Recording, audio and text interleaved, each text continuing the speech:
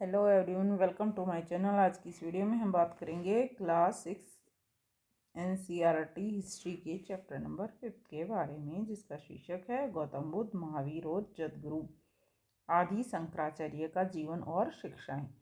तो ये जो चैप्टर है, इसमें हम गौतम बुद्ध और महावीर जैन के साथ साथ शंकराचार्य के जीवन और शिक्षाओं का भी अध्ययन हम करने जा रहे हैं। तो गौतम बुद्ध ने किस उद्देश्य से गृह त्याग किया है, तो उनका मेन उद्देश्य जैसे कि ज्ञान प्राप्ति रहा है, और उनकी शिक्षाएं जो हैं वो आज भी संसार भर में किस तरह से फैली हुई हैं, उनके विचार। और इसी तरह से जैन धर्म के संस्थापक महावीर स्वामी जो है, उन्होंने भी गृह त्याग किया है और शिक्षाएं दी हैं। इसके साथ साथ हम स्टडी करेंगे शंकराचार्य की जीवन और शिक्षाओं के बारे में। तो स्टार्ट करते हैं आज की वीडियो। इस वीडियो की स्टार्टिंग करते हैं हम गौतम बुद्ध से। तो गौतम बुद्ध जो है, उन्होंने क्या किया है, समाज में फैली कुरीतियों को दूर करने के लिए, अपने ज्ञान का प्रकाश फैलाने के लिए। जैसे कि जो 6ठी शताब्दी ईस्वी पूर्व है, उसको क्या माना गया है, उसको माना गया है विश्वास, ऐसा विश्वास कि जिसमें सामाजिक बदलाव हुआ है। और उस समय के जो समाज में जो भी कुरीतियाँ आई हुई थी, तो इस तरह के कुरीतियों को दूर करने के लिए कई संप्रदायों का उदय हुआ है, जिनमें मुख्य संप्रदाय हम पढ़ रहे हैं बौद्ध संप्रदाय, जो गौतम बुद्ध से रिलेटेड है। तो पहले हम गौतम बुद्ध के बारे में जान लेते हैं। जैसे कि आप सभी जानते हैं कि ये बौद्ध धर्म के संस्थापक रहे हैं। इनके बचपन का नाम था सिद्धार्थ, और इनका जन्म 567 ईस्वी पूर्व में वैशाख पूर्णिमा के दिन लुम्बिनी, नेपाल में हुआ। ठीक है। पिता सुधोधन एक राजा थे। उनकी माता का नाम महामाया। जो माता है, इनकी माँ, क्या हुआ, इनका जन्म हुआ तो जन्म के 7वें दिन ही इनका निधन हो जाता है। तो इस कारण से इनका जो पालन पोषण है वो इनकी मौसी, जिसका नाम है प्रजापति गौतमी, वो इनका पालन पोषण करती हैं। प्रजापति गौतमी द्वारा पालन पोषण किए जाने के कारण ही इनको गौतम भी कहा जाता है। और जब इनका जन्म समारोह का आयोजन किया गया था, तो उस समय क्या हुआ, उस समय जो है एक भविष्यवक्ता है आसीत। ठीक है। कौन है? भविष्यवक्ता है, भविष्य के बारे में घोषणाएं करने वाला आसीत। तो उन्होंने क्या किया, उन्होंने एक भविष्यवाणी कर दी। उन्होंने भविष्यवाणी की कि जो इनका विवाह है वो कितने 16 वर्ष की आयु में ही हो जाएगा। और इसके साथ साथ क्या कि ये जो व्यक्ति है, ये जो बच्चा है, या तो एक महान राजा बनेगा या एक क्या बनेगा, एक पथ प्रदर्शक बनेगा।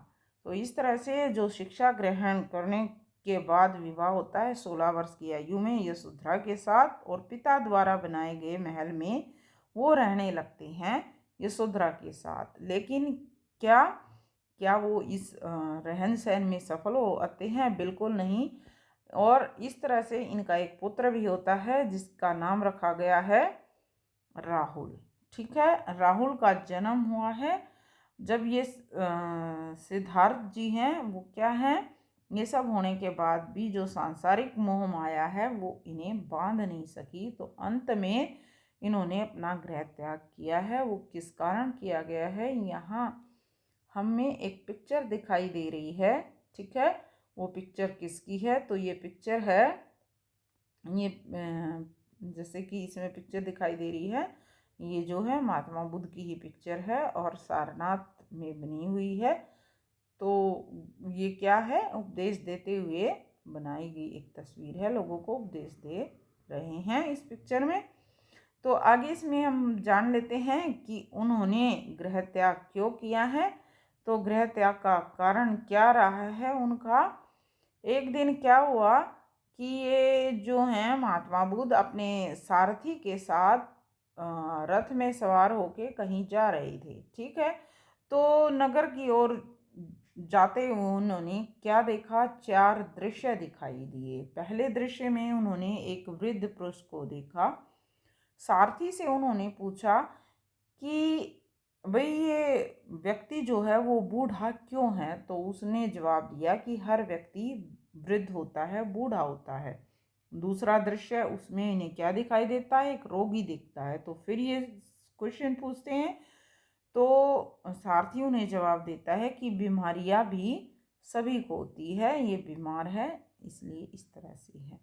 और तीसरे दृश्य में उन्हें क्या? एक शव यात्रा दिखाई देती है। तो फिर सारथी ने इन्हें बताया कि प्रत्येक मनुष्य का मरण निश्चित है, मतलब जन्म है वो नपैद है, कि जना जाएगा जो, वो मरेगा भी। ठीक है। इन दृश्यों को लगा कि सारा जो संसार है दुखों के अतिरिक्त कुछ भी नहीं है। इन दृश्यों से उन्हें आभास हो गया।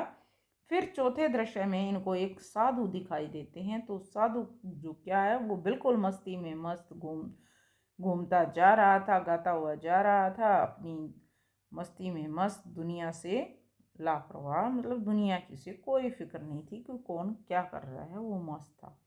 तो सारथी ने उनके बारे में बताया कि ये जो है साधु जी संसार को छोड़ के किसमें? ज्ञान प्राप्ति में लगे हुए हैं। तो इस तरह से जो ये लास्ट वाला दृश्य है ये उन्हें रम गया। तो उन्होंने भी इसी तरह से पूरे संसार का त्याग कर दिया। पूरे संसार मतलब उनके लिए संसार क्या था भाई? उसका राजमहल, उसकी पत्नी, पुत्र और जो सारे सुख संसार के होने चाहिए वो सभी छोड़ दिए। सिर्फ किस लिए? ज्ञान प्राप्ति के लिए घर त्याग कर दिया और वनों की ओर वो चले गए। तो यहाँ से उनका जीवन शुरू होता है त्याग के लिए, बलिदान के लिए। ठीक है। अब इनकी दोबारा से एक बार जान लेते हैं। मतलब इसमें जो है थोड़ा सा संक्षेप में, जैसे इनका ये आपको याद भी हो जाएगा और समझ भी आ जाएगा। बचपन का नाम क्या है? सिद्धार्थ, या इनको गौतम बुद्ध। गौतम बुद्ध किस लिए? मौसमी प्रजापति गौतमी ने इनका पालन पोषण किया। इस कारण जन्म स्थान कहाँ है? 567 ईस्वी पूर्व में हुआ है, लुम्बिनी, नेपाल में। पिता शुद्धोधन थे, माता महामाया। पालन पोषण प्रजापति गौतमी ने। विवाह होता है यशोधरा के साथ और एक पुत्र की प्राप्ति होती है जिसका नाम है राहुल। तो ज्ञान प्राप्ति के लिए ये कहाँ से चलते हैं?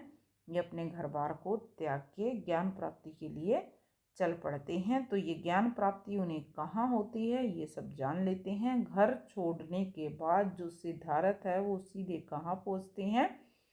ये सीधे पहुँचते हैं राजगृह। ठीक है। और वहाँ पे उन्हें कौन मिलते हैं? आचार्य अलार कलाम और उद्रक नामक 2 विद्वान। ठीक है।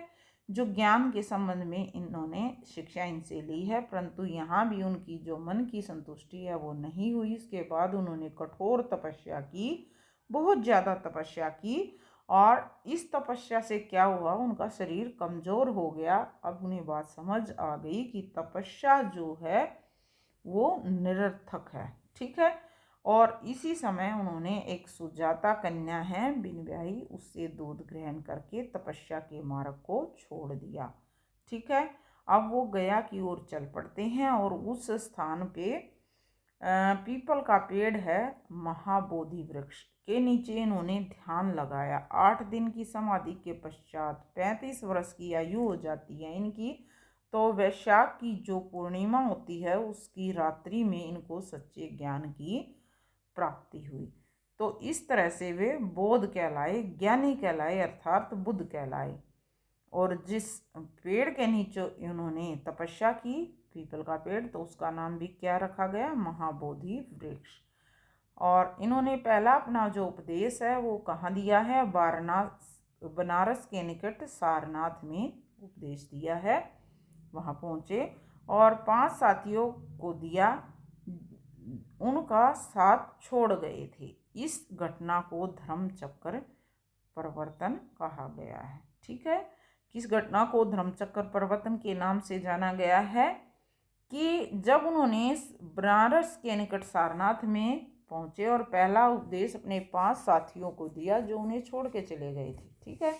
और ये जो घटना है वो इतिहास में किस नाम से जानी जाती है? ये घटना इतिहास में जानी जाती है धर्म चक्र परिवर्तन के नाम से। किस नाम से जानी गई है? ये धर्म चक्र परिवर्तन के नाम से इस घटना को जाना गया है। अब बुध के विभिन्न नाम भी हैं, जैसे कि यहाँ जो आपको ये पिक्चर दिखाई दे रही है, यहाँ आपको शो हो रहे हैं बुध के नाम। गौतम, महात्मा बुद्ध, शाक्य मुनि भी कहा गया है, नहीं तथागत भी कहा गया है, भंते और सिद्धार्थ तो इनका बचपन का नाम था ही। अब यहाँ दूसरी जो सेकंड पिक्चर है, उस पिक्चर में क्या है, महाबोधि वृक्ष बिहार राज्य के गया जिले में बोध गया महाबोधि मंदिर के स्थित जो है एक पीपल का वृक्ष है, और इसी के नीचे भगवान बुद्ध को बोध प्राप्त हुआ था, कैवल्य प्राप्त हुआ था, ज्ञान की प्राप्ति हुई थी। अब महात्मा बुद्ध की शिक्षाओं के बारे में जान लेते हैं। तो उन्होंने क्या शिक्षाएं लोगों को दी है, या उनका शिक्षा का स्तर क्या रहा है। तो उन्होंने शिक्षा जैसे कि 4 आर्य सत्य बताए हैं उन्होंने। वो 4 आर्य सत्य क्या है, संसार दुखों का घर है, सभी दुखों का कारण इच्छाएं हैं, इच्छाओं और तृष्णा पर नियंत्रण करके ही दुखों से बचा जा सकता है। ठीक है, सांसारिक दुखों को दूर करने के भी अष्टमार्ग हैं, इन्हें अष्टमार्ग या मध्य मार्ग कहा गया है। अब फिर दोबारा एक बार कि संसार में क्या है, दुख ही दुख हैं, और हमारे इन दुखों का कारण मुख्य कारण क्या रहा है, इच्छाएं। अब अगर हम अपनी इन इच्छाओं और तृष्णाओं पे, अपनी लालसाओं पे नियंत्रण कर ले तो इन दुखों से बचा जा सकता है। दूसरा क्या बताते हैं गौतम बुद्ध जी कि सांसारिक दुखों को दूर करने के 8 मार्ग हैं, इन्हें अष्टमार्ग या मध्य मार्ग भी कहा गया है।